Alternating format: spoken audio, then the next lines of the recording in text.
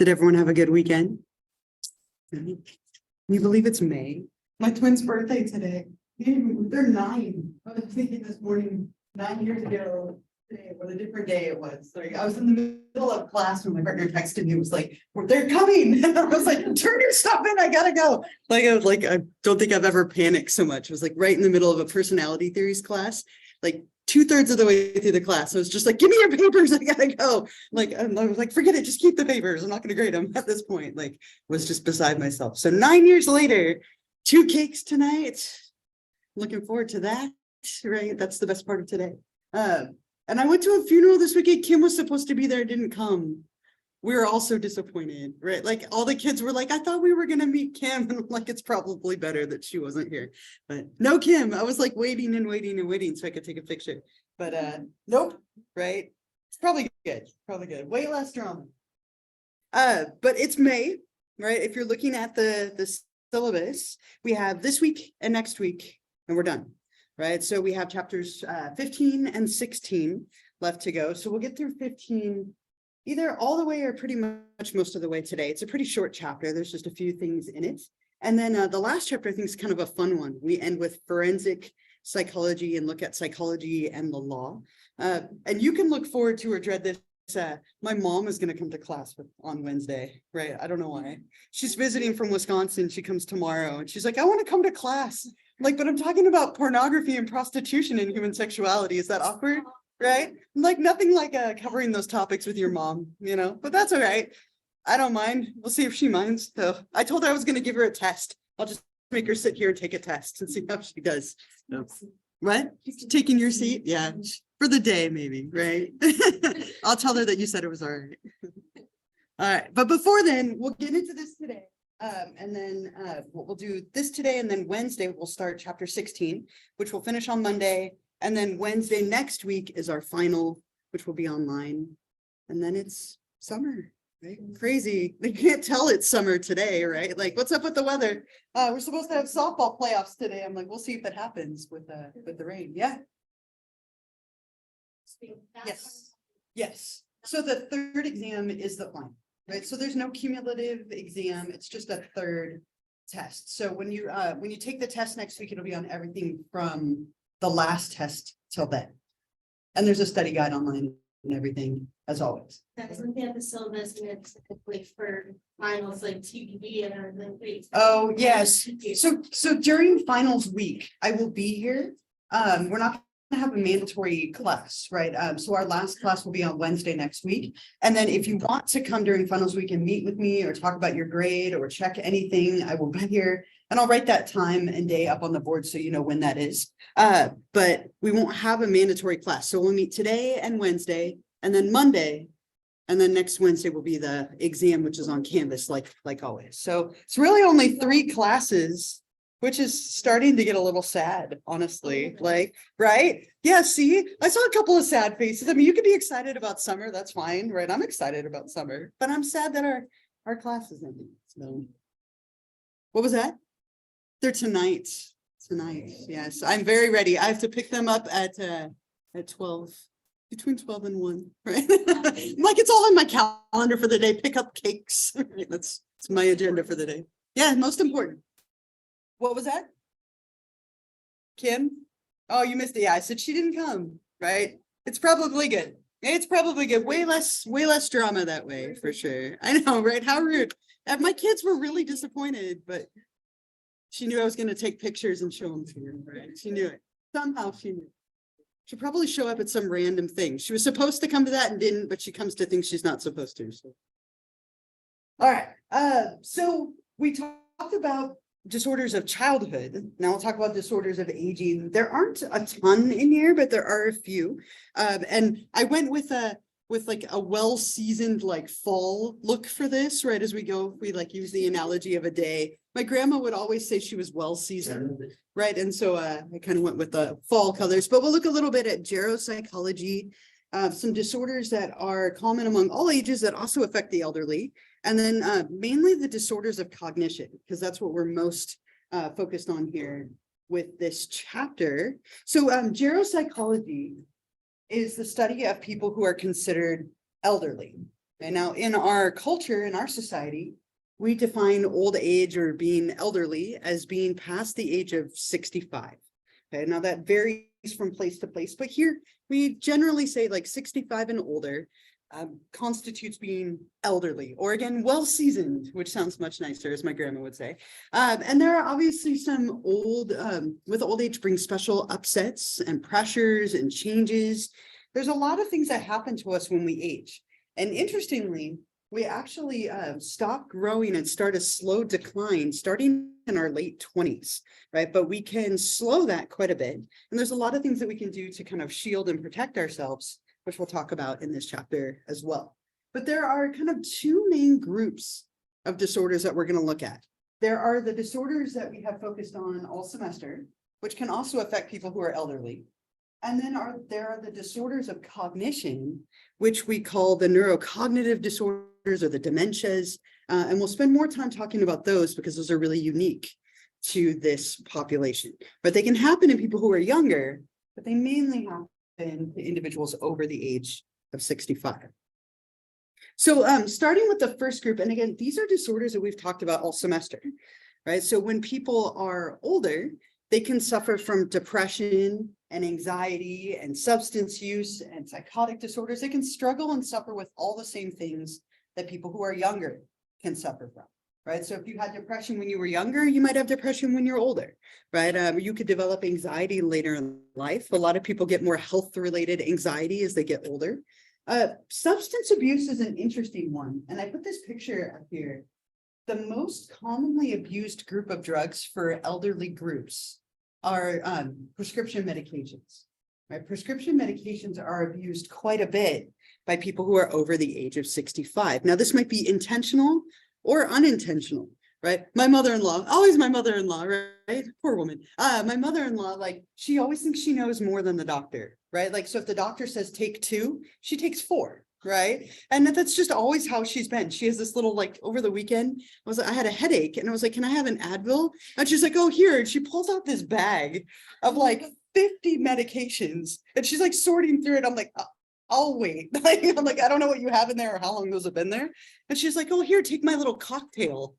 I'm like, I just have a headache. Well, what's your cocktail? She's like 3 ibuprofen, 2 Advil, and a Motrin. And I'm like, that's a lot for one headache. I'm like, I'll just wait till I get home, you know, and like, but that's her, right? It's like, if the doctor says 2, I'll take 4, right? And a lot of people, as they get older, they have that like, well, I know better than the doctor, right? Another way that can manifest is going from doctor to doctor in pursuit of medication.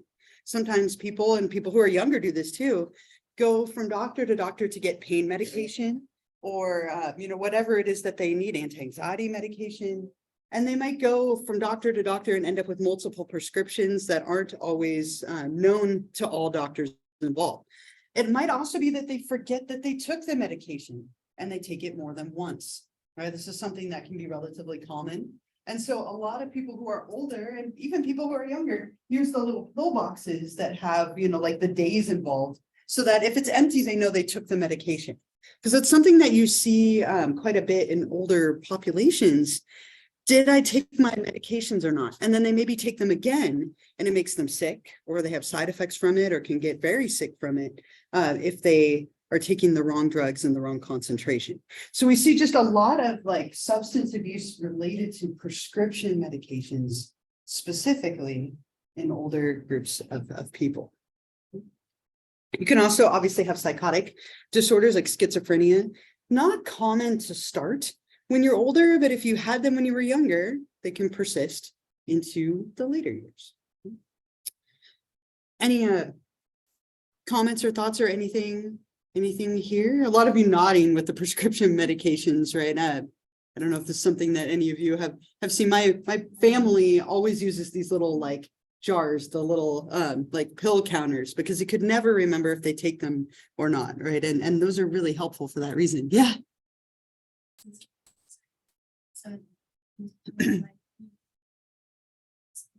Yeah. It's the other part. Yeah. I can imagine, right? And I mean, and memory lapses are really common as we get older, and we'll talk about that more. But as some people struggle with it much more intensely, and you can imagine how dangerous it would be if you just keep taking the same medication because you forgot, right? Or I'm not remembering what you picked up or didn't pick up. Yeah. See, you have one too. No, I'm He's slowly finding like mentally and being able to remember things. So we've gotten her the pill counters, we've set the reminders in her phone. Yeah. It's still isn't registering, so I have to set reminders in my phone to Sure. call her to make. Yeah. So, Yeah. and she has also Mhm. because she thinks she didn't get the right medication or it's not working. Very common things, right? And as we get older, as I said, our memory does struggle more and more and more the older we get. I mean, if you have an all-nighter and you don't sleep, your memory might be poor, right? But as we get older, we tend to have more and more like little lapses in memory. And then they can get more and more profound, like you're talking about, of setting reminders and still not remembering, even with the reminders that are there. You know, and so that's a challenge, right? And so if you have people who are helping you, it's nice, right? But a lot of times we see that being a big issue for a lot of people who are older, right? And as I said, I just said this, right? Small mishaps in memory are really, really common as we get older, right? Our memory slowly declines. Our wisdom tends to go up as we get older, right? As we have more and more life experiences, we have more and more like kind of crystallized intelligence or wisdom. But our ability to process things and react quickly goes down. And so what we see is that people have these small mishaps in memory, but some people experience it on a much more intense scale, right? And that's what we'll focus on a little bit more with these disorders of cognition. And I imagine a lot of you have probably known somebody in your life who has had one of these or struggled with one of these. One distinction to make here, there's something called delirium. And then there's something called a neurocognitive disorder, which used to be called dementia. They changed the name to make it a little. Let's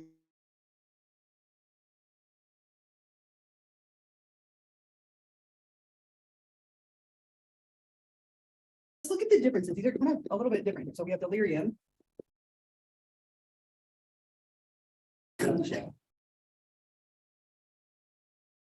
So just a distinction to make between these two. Delirium is something that tends to have a very, very fast onset. It can be a matter of like minutes to hours. It's traditionally caused by something that's like an infection or a high fever of some kind, right? It's usually caused by like a very specific medical issue. And when someone has a delirium, they have this rapid clouding of consciousness. They might not know where they are. They might be super confused, have difficulty concentrating and focusing attention. Everything is jumbled, right? They're delirious. That's where the term comes from. And oftentimes what you see is that maybe somebody has a surgery and they get an infection and they become delirious, or they have a stroke, or they have, like I said, a high fever. Typically when people are delirious or in a delirium, they don't know where they are, they're confused, but it tends to be relatively short-lived. And it's totally like easy or possible to correct if you can figure out what caused it, right? So if somebody has a fever, you bring the fever down, the delirium goes away, right? They have an infection, you give them antibiotics, it goes away, right? This is something that if you can identify what it is, it tends to have a quick onset and can go away very, very quickly if you treat it, right? Once you identify it. The neurocognitive disorders or the dementias are a much bigger group, right? And these tend to have a very, very slow onset. It can take years and years for these to build up. These are things like Alzheimer's, Lewy body dementia, and a bunch of others that we'll get to in a minute. So they tend to be very long-lasting. It's like years of a slow decline. And unfortunately, as of right now, they're difficult, if not impossible, to correct or treat. There are some things that we can do to slow them, but we don't have a cure for these as of right now, right? Lots and lots of research being done on these. It's a very huge area of research because they affect a lot of people, But the neurocognitive disorders or dementias are these slow, like long-lasting, unfortunately, often fatal diseases or disorders that progress over many, many years, right? And they don't tend to get better, right? And so it's just kind of a little bit of a distinction to make. A lot of people have these issues like medically, and then we correct them, we identify them, get rid of it. Neurocognitive disorders, we might diagnose them, and then we just slowly watch somebody decline over a matter of years, unfortunately. So they are, a bunch of them fall into this category. We'll talk about some of the big ones. But again, I imagine a lot of you, maybe a grandparent or people in your lives that you've known who have had these. Yeah. So can you experience neurocognitive disorder? Sure. They're not mutually exclusive. They're not, right? And so what you might have is somebody who has Alzheimer's, for example, and let's say they go in to have a surgery and they get a fever, they get an infection, they have a stroke, they have some kind of vascular event that happens. They could develop a delirium, which we could treat and have go away. And then this would just still be there afterward, right? So yeah, they don't have to be exclusive. One's just very brief and the other tends to be long and slow. They're not terminal, are they? It's the other things in the body that happen like normally, that because of the onset time. Yeah. The hard thing is like, so we attribute the cause of death with a lot of them to be the actual disorder. Typically what happens, like with Alzheimer's, for example, the body starts to shut down, right? Phase by phase by phase. Same with like Lewy body, Parkinson's, a bunch of them. And so it's not typically necessarily the dementia that takes you out as much as the body failing to remember to do what it's supposed to do, but we attribute it to the Alzheimer's or the dementia. So technically we consider them to be fatal, but it's usually like medical issues. It could even be a cold at the end. That could be the thing that takes somebody out. But it's attributed to the Alzheimer's, if that makes sense. So they're fatal, but it's usually like side stuff that tends to be the final cause of death. Yeah. Like 10 or 15 years ago, like my aunt, she had like she fell and she like hit her head really bad and she had a brain injury. Yeah. And now it's been turning into like dementia, basically. Mhm. Like it's been moving into that. And so like we've been like learning how to like help her with like everything. But she's doing good right now. So that's all that matters. Good, right. And like sometimes people do have like cerebrovascular events, whether it's a fall or a stroke or a seizure, which can cause all kinds of issues. And sadly, things like dementia or like Alzheimer's, for example, are just disorders of aging. They're really, really common when we get older, right? And it's a little like sobering to say this, but 1 in 10 people over the age of 65, 10% of people over the age of 65 will get Alzheimer's. And your risk of this actually just absolutely spirals the older that you get. Over the age of 85, you have a 50% likelihood of getting it. Basically, every 5 years after the age of 65, your likelihood doubles. Okay, so by the time you're 70, it's 20, it's 20%, right? So it goes up and up and up. If you have grandparents who live into their late like 90s, right? Oftentimes you see this start, right? Like it just is something that is a product of aging due to these neurofibrillary tangles and senile plaques and other things that just build up as we age, right? And so a lot of different things going on with this, but Alzheimer's disease, which was named after Alois Alzheimer's, who identified the first case back in like 1906 or something like that. I won't ask you the year or anything like that. This disease is the most common form of neurocognitive disorders or dementia, right? It's the one that's by far the most common. And again, it's usually something that happens over the age of 65. And the time frame between onset and death is usually about 8 to 10 years. It can be a little shorter or a little longer, depending on the person. But it is a very difficult disorder, not only for the individual, but for their family as well, and the people that they care about and love. What starts to happen is you have like little lapses in memory, which get progressively worse and worse. And it affects your short-term memory first, and then it tends to extend beyond to like longer-term memory. It affects your personality and your behavior. And it tends to just progressively get worse and worse and worse until it ultimately claims your life, right? So 8 to 10 years on average. And it's thought to be caused by these little plaques and tangles that build up as we age. I read a really interesting article over the weekend. They did this study that found a strong correlation between nose picking and Alzheimer's, which I thought was just fascinating, right? They were saying that what happens is people are damaging the tissue inside of their nose, and like that has a correlation with the onset of Alzheimer's. So be careful picking your nose too much, right? But there's a lot of more research to be done, but it was an interesting article I read over the weekend related to this.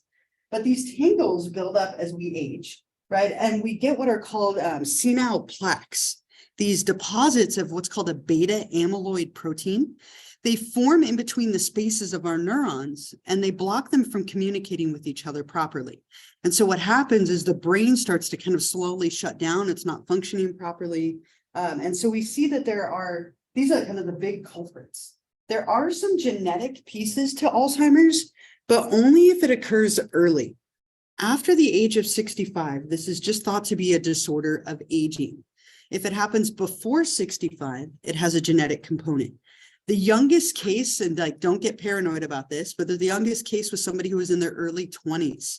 Exceedingly rare, right? This is something that you might see more commonly in like the 50s, mid 50s to late 50s, but typically it affects people 65 and older. And again, the older you are, the more vulnerable you are to developing Alzheimer's. How many of you have known someone who has this or had this at some point? Right? A lot of you, again, it's a very cruel disorder, right? And people have these lapses in memory and then moments of lucidity. There's a lot of confusion. They can be very, very difficult. Any like comments or stories? A lot of you raised your hand. People in your life who had this? Any comments, thoughts, stories, anything? Yeah. I don't have COVID, but one person article is saying that medication for Alzheimer's and medication. There's a lot of articles about this, right? So the main medications that we use are things that use dopamine or block dopamine or acetylcholine, and they're only effective in the very early stages of this. And so I think I read a similar article recently, I don't know if it's the same one, but they are looking quite a bit at other ways of treating this because the ones that we have aren't very good. There's some new research about like insulin, interestingly, talking about almost like a type 3 diabetes. And that people who have Alzheimer's are thought to have like a diet related issue that might be able to be treated with insulin. So we're constantly looking for new ways of treating this, and the medications that we have, sadly, they don't work very well and they don't work for very long. Anybody else? Any other comments or thoughts or anything for now? I have a little video that kind of talks about the progression of this. So I'll play it for you. It's brief, but what I like is it shows you kind of how it moves in stages. And again, this is typically like an 8 to 10 year process, though it can be longer for some. But let me begin showing that progression of what you tend to see with this. And again, difficult to sort of, the hard thing I think that makes this, the thing that makes this so tough is that people do have these like pockets of memory and lucidity, right? And if you've ever known someone with this, like you might go see them one day and they have no idea who you are. And the next day they do remember you, right? And so there tends to be a point with this where it kind of goes from being very difficult to a little bit easier, at least for the person who has it. So when a person is still very aware that they have Alzheimer's, it can be very hard for them as they're losing their functioning, their like autonomy that they've had their whole life. Because again, they're older, right? At this point, they've lived probably a very long, full life of having full responsibility. When they're very aware that they're declining, it can be depressing and hard, right? And then they tend to hit a point where it's no longer something they're aware of, and it almost becomes a little bit easier. My dad had, he actually didn't have Alzheimer's. He had what we'll talk about in a minute, which is Lewy body dementia, but it's very similar to Alzheimer's. It lasted 16 years for him though, from onset to death. And toward the end, I mean, you have to find the moments of like levity where you can. He would always look at my mom at the very end and he'd be like, "Did I ever get married?" And she'd be like, "Yeah, like, yeah," like to me, right? And it was so cute. Like every time his little face would light up and he'd be like, "Oh, hi, right? Like it was so sweet. Like he didn't look disappointed ever. He was always like, oh, hi, how are you? Like, what are you up to? Like, it was so cute every single time. Or he'd be like, I can read the same book over and over again. It never gets old. Like my dad had a great sense of humor. And he would keep track of like things that he did in like a journal, which a lot of people do as they're in the earlier stages of this. Later on, you can't even like write intelligibly, and it's hard to even understand your own writing. But I mean, it really can have these like very difficult moments, right? And for him, it started in a very typical way with this disorder, slips of the tongue, like you can't remember the right word, you can't remember where you put something. And then it progresses to kind of a lot of like short-term memory issues. And then like it slowly moves back and back and back. By the end, like he wouldn't remember my mom that he had been married to for like 30 something, almost 40 years.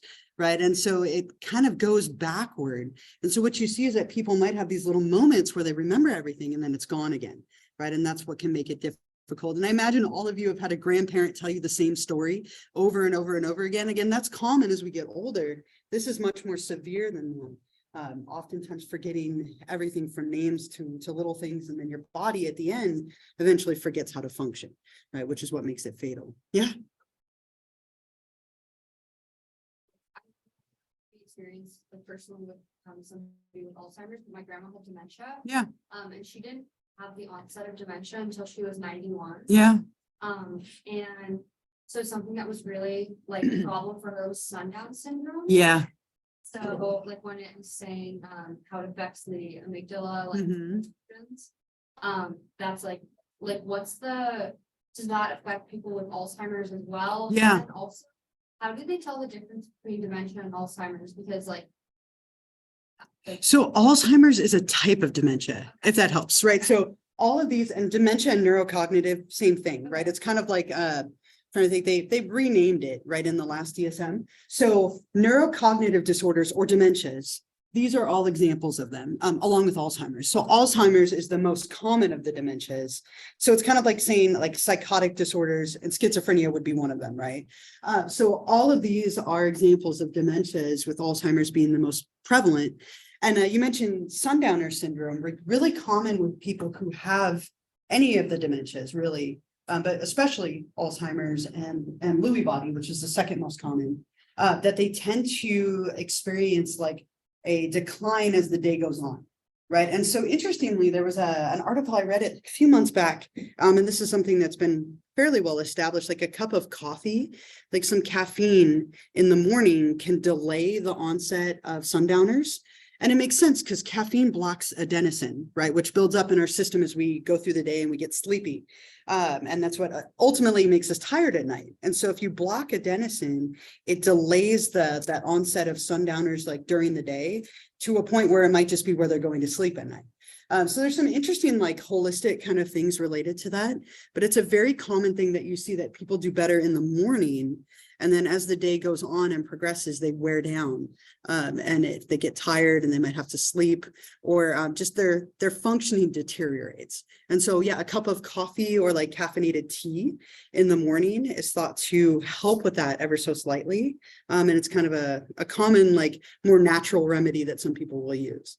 Interestingly.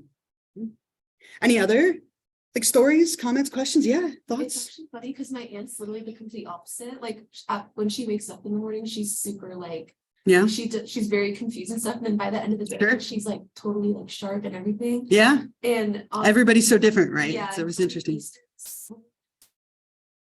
One of my uncles like looks identical to my grandpa, and he also had dementia. Uh-huh. And my aunt like saw him, and it was like the first time since like COVID basically, and she like broke down like and was so emotional about it because like she thought it was him, and she Aw, kept calling him yeah. like dad Mhm. the whole time, and like he's like, I'm not dad, like Mhm. it was sweet, but it's also like Sweet but sad. yeah. Yeah. And there's a lot of those moments, right? Especially later in the progression of this, right?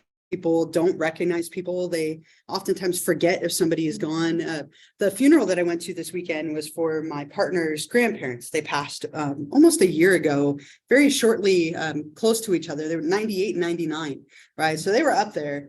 And her grandma, super sharp all the way through, even all the way to the end. She had like kidney failure, but her grandpa had really bad dementia. And we kept saying like, oh my gosh, I hope he goes first because he won't be able to take care of himself. She went before him by about 4 months, but he had no awareness that she was gone because he had progressed so far into his Alzheimer's at that point. And it was almost a blessing because we didn't have to explain to him constantly where she was.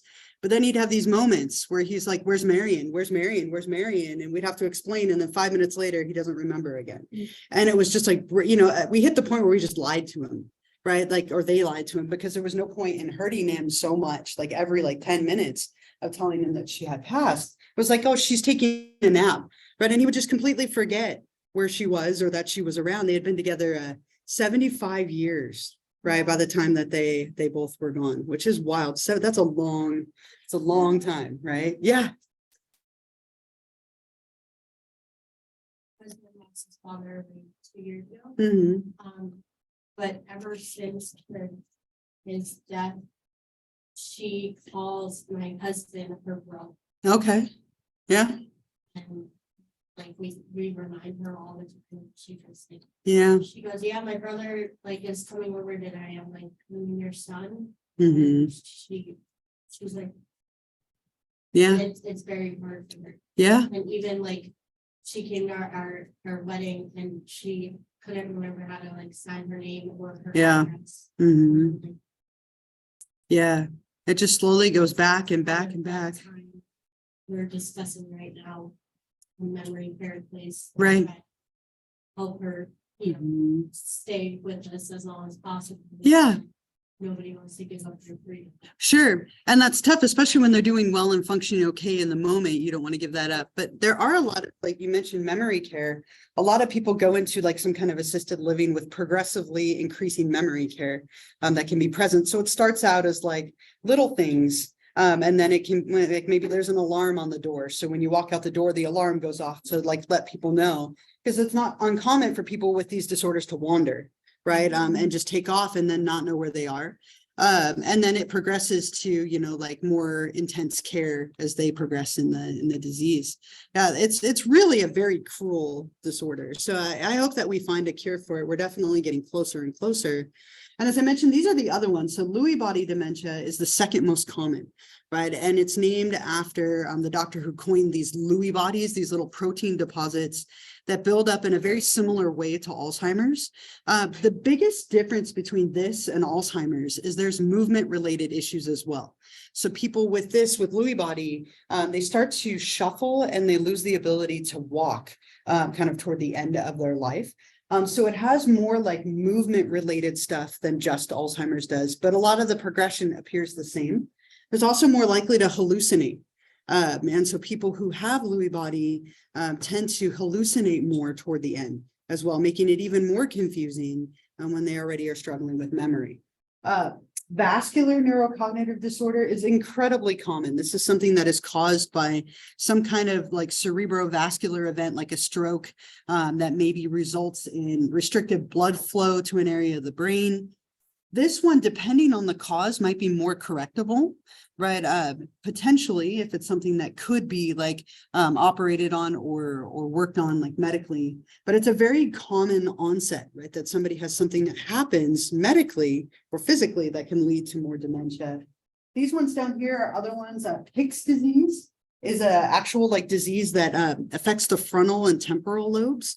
It's caused by this, like these things called prions, little infectious agents that are like in our system. They're these proteins that build up and it literally picks little holes in the brain, right? And you can only identify this like after death, like through a CAT scan or even through an autopsy, but it pokes little holes in the brain and it causes issues with functioning as those holes get more and more progressively worse.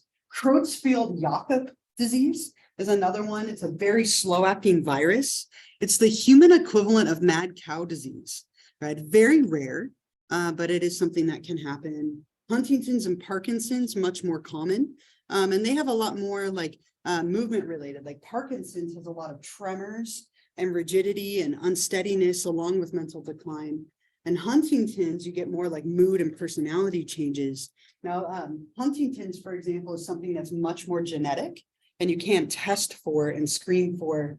And we have a lot of like newer tests that we can do as well for things like Alzheimer's and Lewy body, right? Something that's gaining popularity, testing early in life to see if you might be more vulnerable than the average person. So these are all examples. Again, these would all be dementias or neurocognitive disorders. They fall under that umbrella, with Alzheimer's by far being the most common, followed by Lewy body, followed by vascular neurocognitive disorder.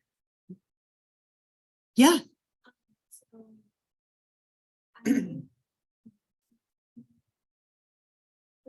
He's an older man, and because of that, just because the first thing I noticed about him was that he was like, Yeah. and it's very hard for him to do movement, and I don't know if he has something that helps him take care of him.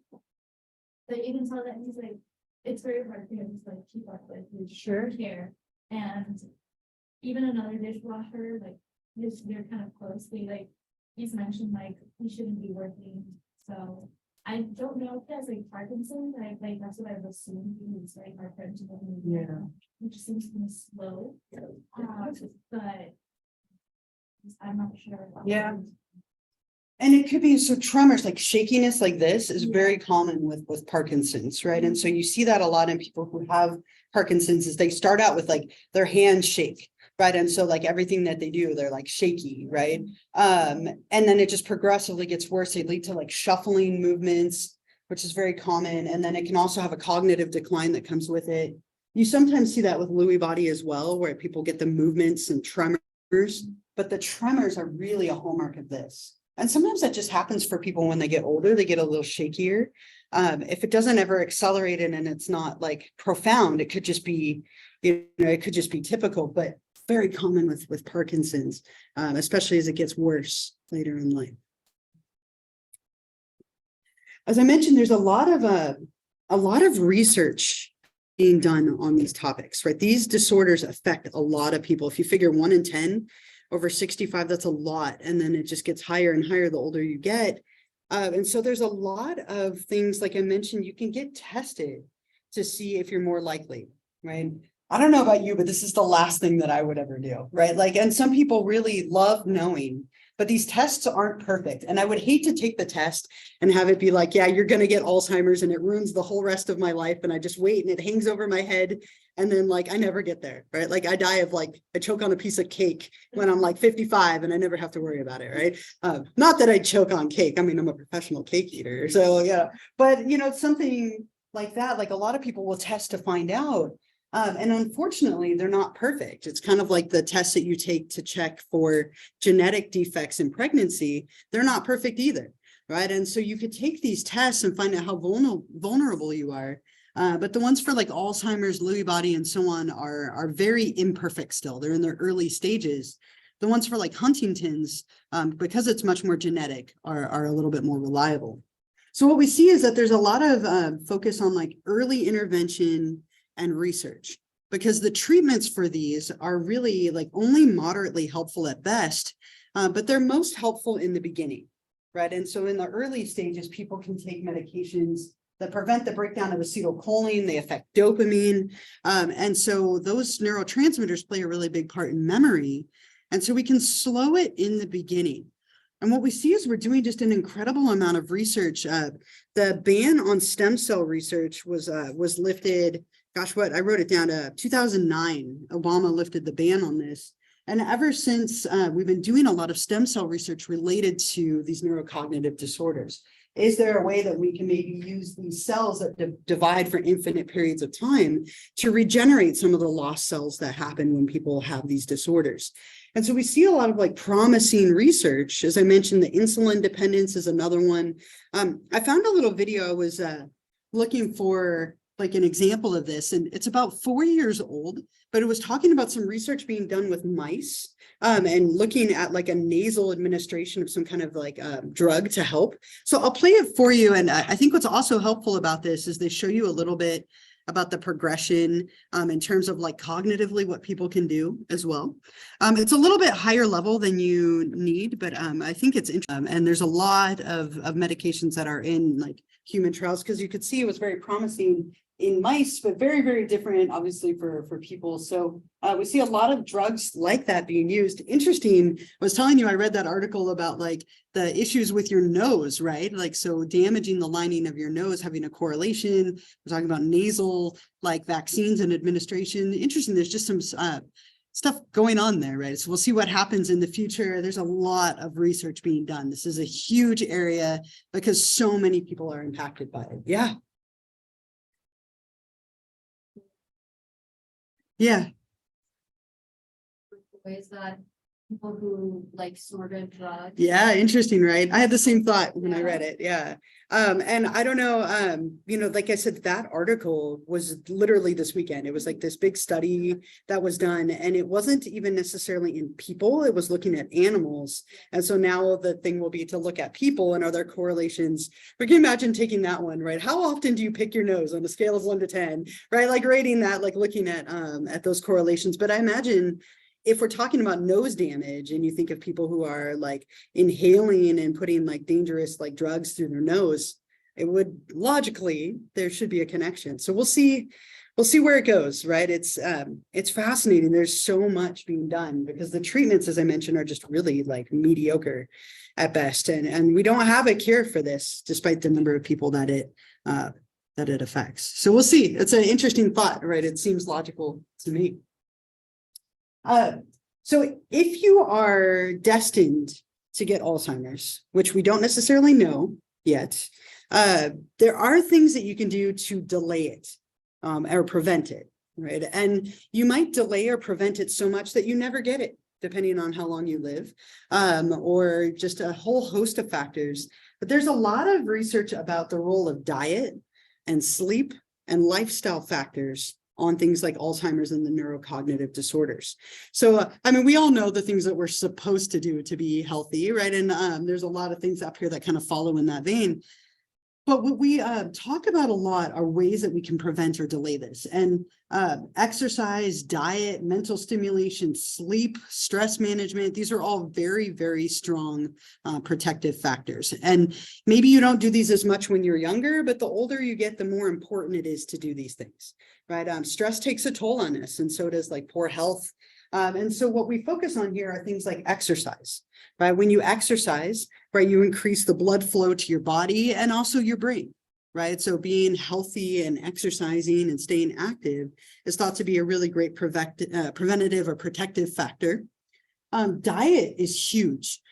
Everything that I have read and everything that I've come across talks a lot about the correlations between poor diet and things like Alzheimer's and the dementias, especially as you get older. Right. So people who eat a lot of like really like fatty, sugary foods, drink a lot of like sugary like drinks. So right, there's a lot of diet related factors here. So if you can follow more of like a Mediterranean diet, eating a lot of like omega-3, like fatty acids and so on, small meals throughout the day. They say eat across the rainbow, right? So kind of eating a variety of foods, fruits and vegetables, tea, coffee, as we talked about, like having a little cup of caffeine in the morning or like early afternoon can be protective as well. So diet is massive, right? Trying to really be careful with the things that you eat, especially as you get older. And then staying mentally active. This is a really big one, right? The more mentally active you are, the longer you're going to keep that mental activity, right? And so being in school, reading, right? Playing games, right? Pushing your brain is a really good one. I like to justify going to so many escape rooms by saying it's good mental stimulation. It's a protective factor, right? Still at 98, I'm waiting for my 99 and 100 room to come for my birthday's in June. So I'm gonna go for that, right? That'll be like my birthday 100 room. But mental stimulation is a big one. So like puzzles and games, reading, they talk about the 5 W's, the who, what, where, when, and why, right? Like just trying to think about things in different ways, following the road less traveled. This is an interesting one to me. We are such creatures of habit, right? Again, like from day one, a lot of you picked your seats and you never moved, right? Like that's just how it goes, right? Like this is my spot. I'm sitting here. Don't you dare take it. I imagine every single one of you probably goes the same way to work and school every day, get to this class the same way. I'm guilty of it too. Like I walk up the stairs and I'm here, right? if you can take the road less traveled, go a different way somewhere today. Right, walk to your next class a different route if you have the time, right? Don't like be late for it. Drive a different way, right? You form new pathways in your brain when you do things differently, and it pushes you, right? But we become creatures of habit. We get kind of stuck in these routines. If you can follow like the road less traveled and take literally different paths and do things differently, it tends to create new connections in the brain, which can be a little bit of a protective factor. So is sleep, getting good sleep. Right. And this is something that I know a lot of you just smiled at me like, I know, right? Like, I just saw like a bunch of like embarrassed looks, like I don't sleep, right? Like, I don't sleep that well either, right? It's important to get good sleep though. It's a really good protective factor for your health and your brain health in general, especially as you get older. Your body needs sleep to restore itself, for your neurotransmitters to replenish, for your brain to rest. It's important, along with managing stress, having an active social life, having people that you interact with and engage with on a regular basis. All of these things are protective factors. So they're not going to necessarily stop you from getting Alzheimer's, but they might delay it inevitably. And there are so many wonderful like brain games that you can play on your phone, right? Or online in any way. Like there's this one called Rapid Math that I love to play, and I play it against my daughter. It's on, forget the website, I wrote it down. It's mindgames.com.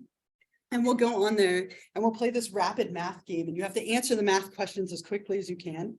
I'm not great at math, and I can't get past the B+, like it gives you a grade at the end.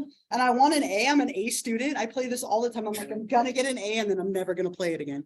But my daughter got an A- over the weekend in it. She's like, look what I got. I'm like, I hate you. I can't get there. But she's young, she's fast, right? Like my brain, maybe I guess it takes me an extra second. I'm just not a math person.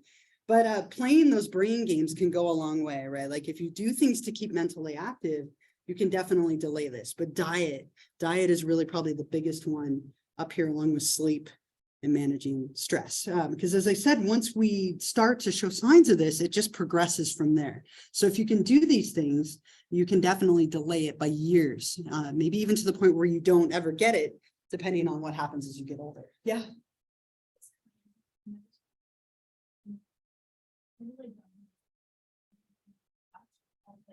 She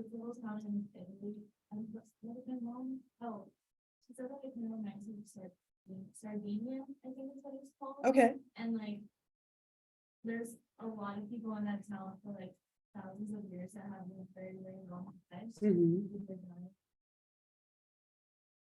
know, it's a little town and like country, so they do everything people live in like hundreds, past hundreds. Yeah. Isn't that interesting, right? Little cultural things where maybe the diet, the lack of stress, the like community of it, right? My grandma always ate so well. She lived to 104, right? And I was like, I don't want to live that long, right? like she at the end would just eat so like, always ate so healthy. Like diet matters, right? I'm like, I think I'd rather go in my 80s and have like my diet, but like that's just me. But yeah, I mean, culturally, there are little pockets where people like tend to live longer, have better longevity, better like community. And it's interesting because we can learn things from them, right? That maybe we can apply for us here. Yeah. Yeah.